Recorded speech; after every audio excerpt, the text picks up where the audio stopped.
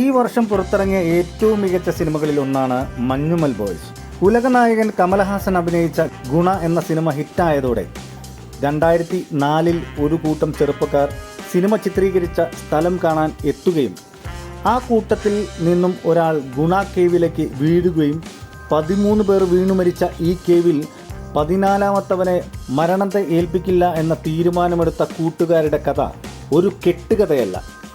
വർഷങ്ങൾക്ക് മുമ്പുള്ള യഥാർത്ഥ കഥ വാർത്തകളിൽ ഇടം പിടിക്കുകയും സിനിമയ്ക്കുള്ള സാധ്യത തിരിച്ചറിഞ്ഞ സംവിധായകൻ്റെ ആർജവം ഈ സിനിമയുടെ ക്ലൈമാക്സിൽ കൊണ്ടുവന്ന ട്വിസ്റ്റ് മലയാള സിനിമാ പ്രേക്ഷകരെ മാത്രമല്ല തമിഴ് സിനിമാ പ്രേക്ഷകർക്കിടയിലും ഈ സിനിമയുടെ ഗ്രാഫ് ഉയർത്തിപ്പിടിച്ചു.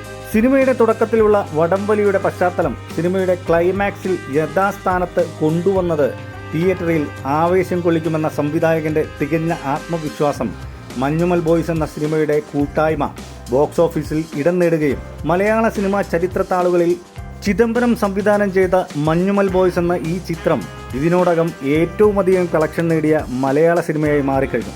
റിലീസ് ചെയ്ത് 2 മാസമാകുമ്പോഴേക്കും ആഗോള തലത്തിൽ 230 കോടിയിലധികമാണ് സിനിമ നേടിയത്.